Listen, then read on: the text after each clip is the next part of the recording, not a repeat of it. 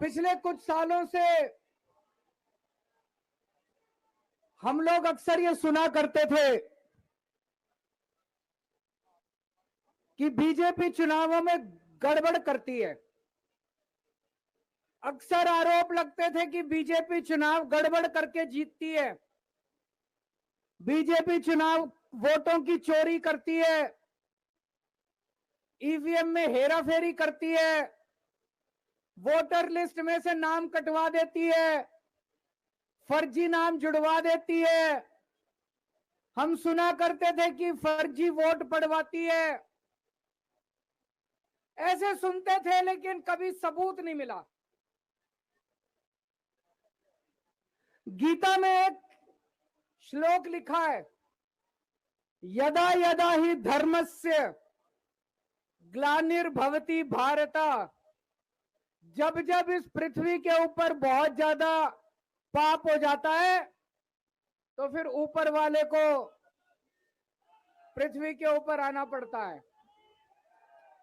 तो ऊपर वाले को पृथ्वी पे आना पड़ता है का मतलब ये नहीं कि भगवान को आना पड़ता है। भगवान अपने तरीके से ऊपर आसमान में बैठ के झाड़ू चलाता है।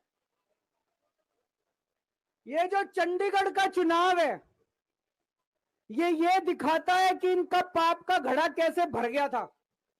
जब पाप का घड़ा भर जाता है बहुत ज्यादा, तो फिर प्रकृति अपनी झाड़ू चलाती है, भगवान अपनी झाड़ू चलाता है, चीजों को ठीक करता है। चंडीगढ़ का चुनाव कहने को तो छोटा सा चुनाव था, 10 बाई 10 किलोमीटर का एक छोटा सा शहर है, मेयर का चुनाव था, लेकिन दुनिया की सबसे बड़ी पार्टी चंडीगढ़ के चुनाव में वोटों की चोरी करते हुए पकड़ी गई, रंगे हाथों पकड़ी गई। दोस्तों,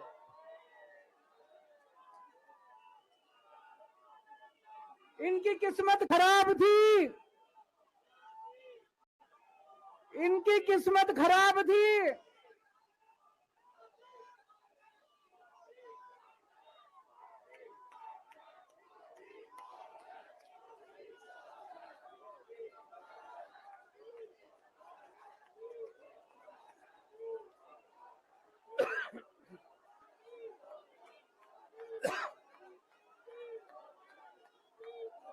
एक नारा लगाएंगे, गली गली में शोर है, भाजपा वोट चोर है। गली गली में शोर है, गली गली में शोर है, पूरे देश में शोर है। तो दोस्तों, चंडीगढ़ में ये पकड़े गए, रंगे हाथों वीडियो के ऊपर पकड़े गए, वीडियो के ऊपर। अभी रुक जाओ, अभी रुक जाओ, अभी रुक जाओ, अभी रुक जाओ, अभी रुक जाओ। एक बारी मेरे को बोल लेने दो, अभी रुक जाओ।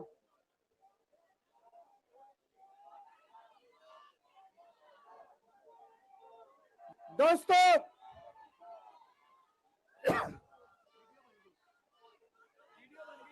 मैं थोड़ा सा, जिन जिन लोगों को चंडीगढ़ वाला किस्सा नहीं पता, मैं पूरा किस्सा सुना देता हूं।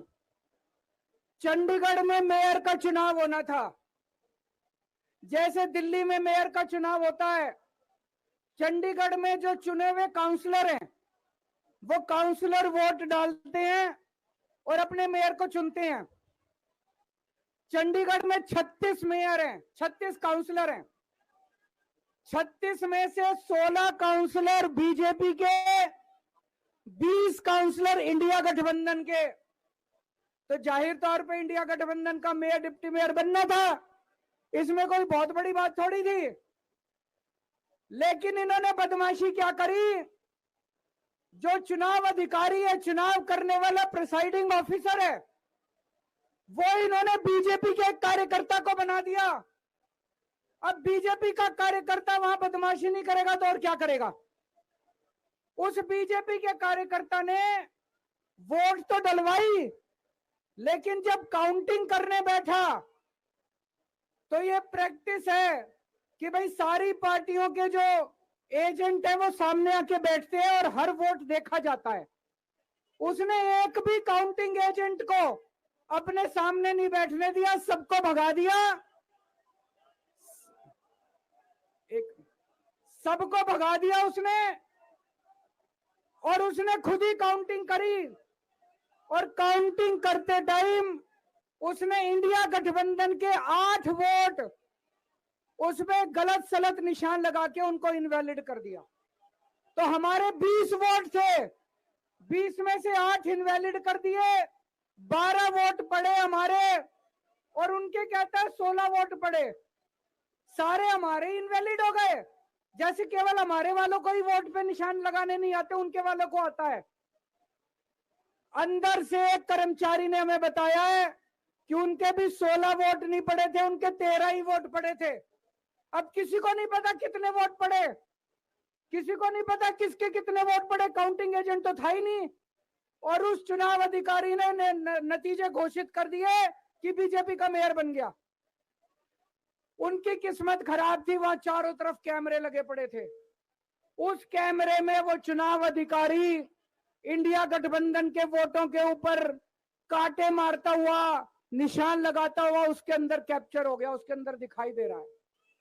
और ये वीडियो पूरे देश के अंदर फैल गया। अब दोस्तों, चंडीगढ़ का मेयर हमारा बनता है कि उनका बनता है, ये जरूरी नहीं है, कोई जरूरी नहीं है। हम यहाँ पे कोई सत्ता के लिए नहीं आए, हमारा बने चुनाव आते जाते रहते हैं, चुनाव होते रहते हैं, पार्टियां आती जाती रहती हैं, नेता आते जाते रहते हैं। नेता आज ये कल ये, आज ये पार्टी कल ये पार्टी, आज इसका मेयर कल इसका मेयर। देश के साथ खिलवाड़ नहीं होना चाहिए, हमारे जनतंत्र के साथ खिलवाड़ नहीं होना चाहिए। इन्होंने जो चुनाव के साथ खिलवाड़ करना शुरू किया है, इन्होंने जो जनतंत्र के साथ खिलवाड़ कैमरे के अंदर पकड़े गए, अगर ये चंडीगढ़ जैसे छोटे से चुनाव में इतनी बड़ी गड़बड़ कर सकते हैं, तो जाहिर है लोकसभा के और विधानसभा के चुनाव में तो पता नहीं कितनी बड़ी गड़बड़ करते होंगे, है कि नहीं है? पूरे देश के सामने आ गया किस तरह से गड़बड़ करते हैं।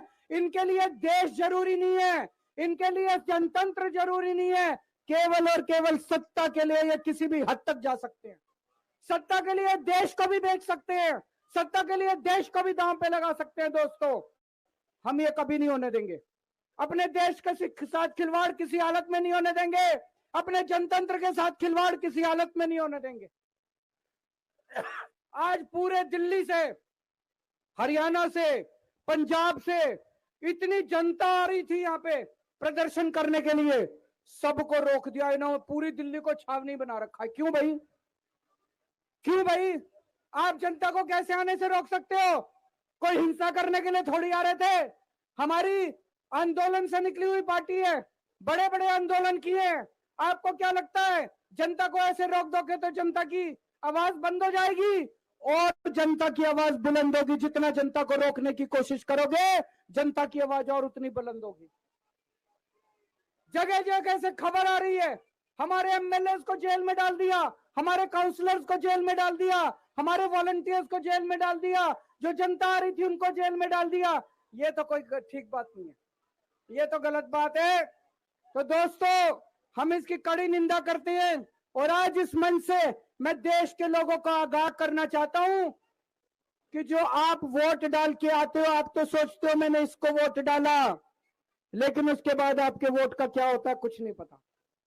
मशीन के अंदर आप बटन किसी का दबाते हो, वोट किसी के खाते में जाता है, किसी का भी नाम वोटर लिस्ट से काट दिया जाता है।